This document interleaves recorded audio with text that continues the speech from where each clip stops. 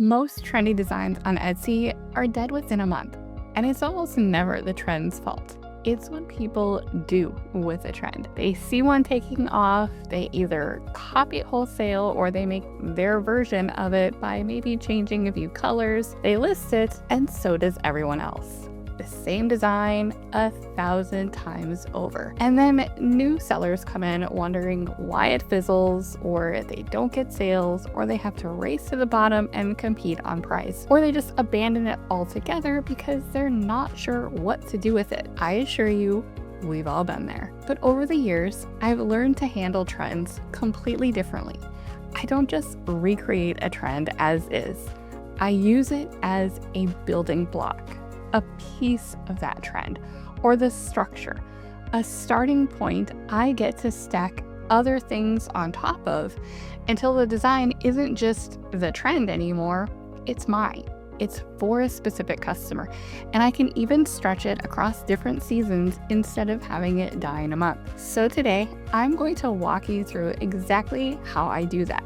I'm going to explain the main building blocks using a real example, and then we'll create 3 new designs together from one trend by leveraging Kittle and Kittle Flows to help me scale endlessly in a fraction of the time. By the end, you'll have a repeatable little system you can run on just about any trend. In case we haven't met yet, my name is Mandy.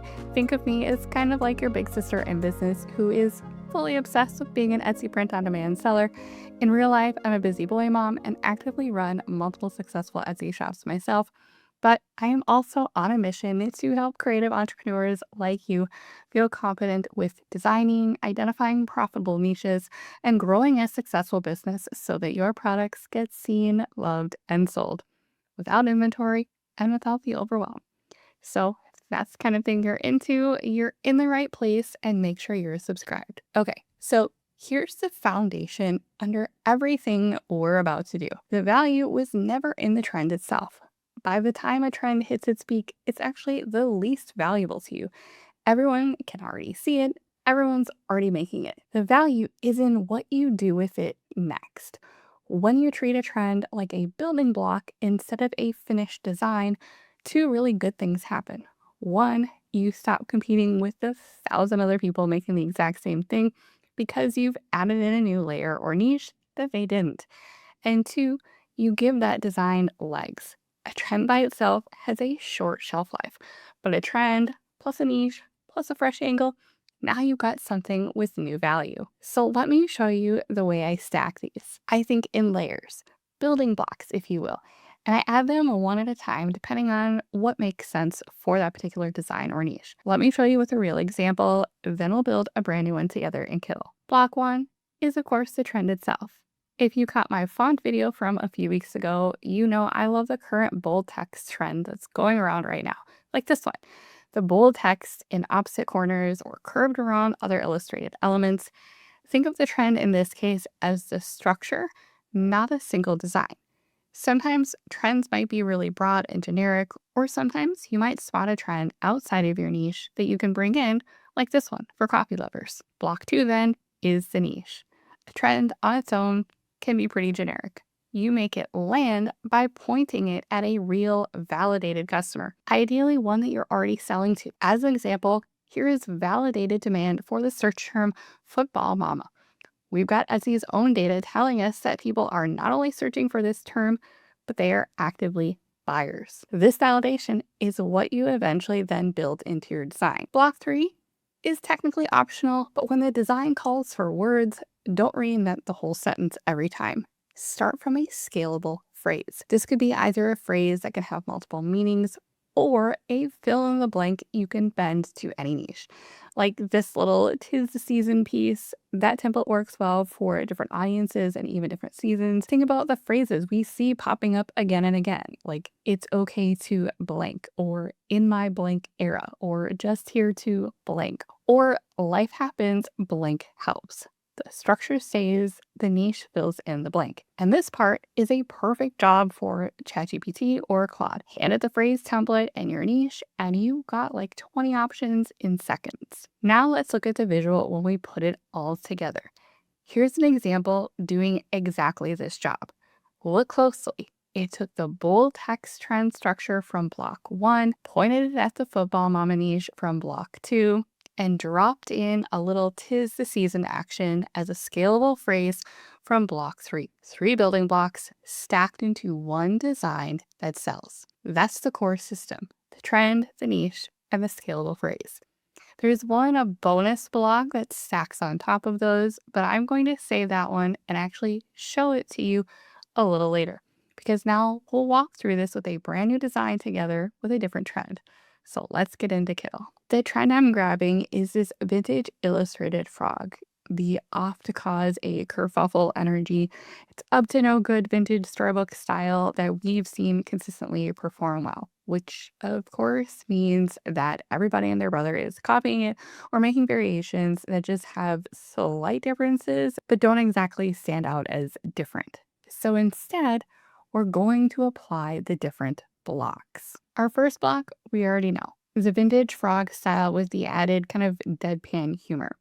Our second block then is a validated niche on Etsy. For this one, we're going to use the Mahjong niche. We've talked about this one before, and thanks to Etsy's expanded marketplace insights view that they are rolling out to now show 12 months, we can see that the Mahjong lover gift search is as strong as ever. Our third block then is our scalable phrase. So the "just here for blank" has always been a fun one. So let's see what we can do with that one first. So first, we need to generate a main image. Now, I don't have the ability to draw my own frog without it looking like a child made it, so I like to use AI to help me fill in those gaps a little bit. My favorite tends to be Nano Banana. I often switch between Nano Banana 2, sometimes 4K if I want like a really high quality image or text in there. But ChatGPT's image 2 generator is actually really good. They redid it not that long ago, and I really like the results I get from that as well. And I can use all of these right here inside Kittle. And so I'm just using a prompt that captures the style, the elements I want in there, and those kind of vintage rustic colors. This is where I can really integrate my niche as well, because instead of a generic frog, now we can make a frog sitting in front of a tile rack looking mischievous and ready to stir up a little mahjong trouble. And for a little extra attitude, I gave my friendly frog a little knit beanie. Adding in each elements here has the added benefit of creating a much stronger and more instant connection with your buyer. So instead of a basic frog that could be for anybody, we're making it specifically for somebody who gets it and, as we saw, is actively searching for something in this niche. Now notice I generated this frog isolated on its own.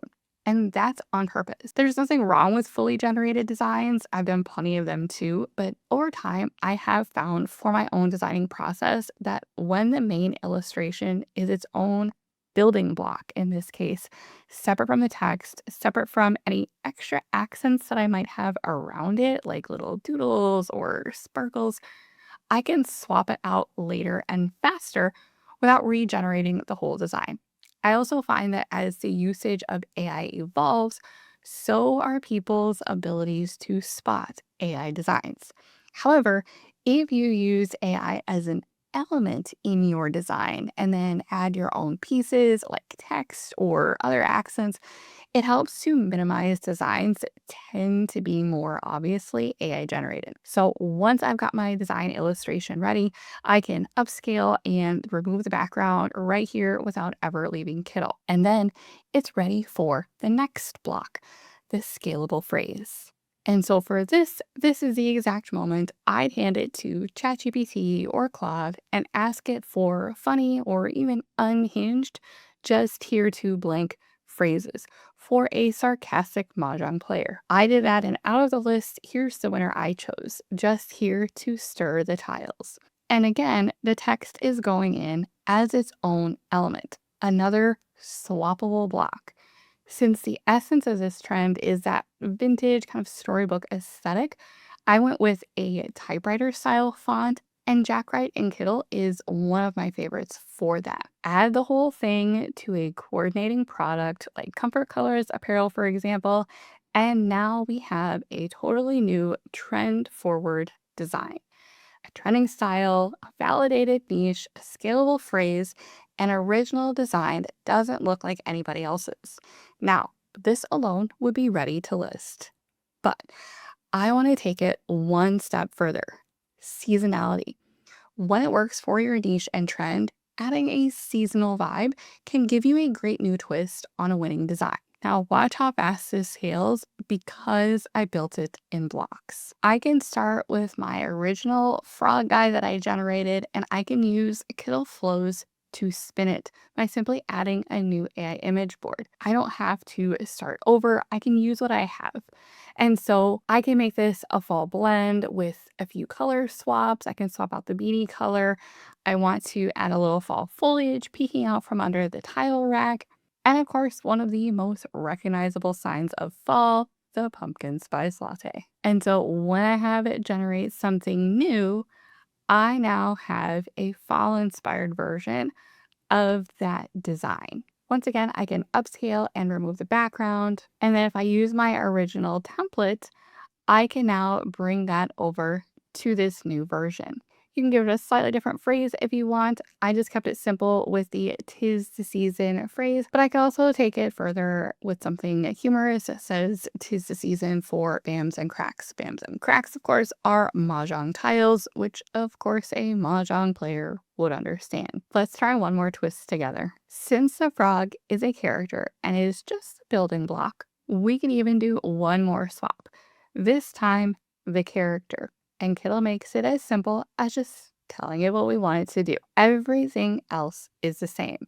Ghosts are huge for Halloween, which is also coming up. So I kept the overall vibe, but told it to create a sitting sheet style ghost so that it would still feel a little bit whimsical. And so if we see what that generated, now we have yet another fun design. Repeat our simple process of upscaling and removing the background so that we've got a nice clean image. Place it on our existing template that we have. We could even add in a slightly different phrase.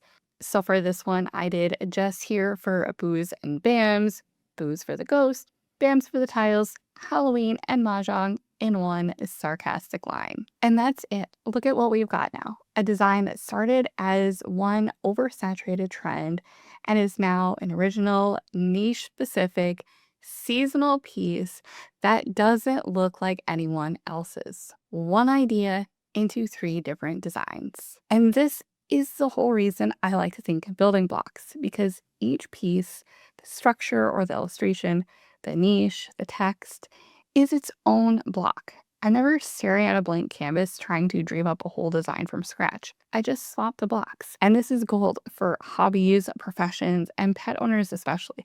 Pick one winning trend that you find somewhere else and scale it. Swap the breed, swap the profession, swap the sport.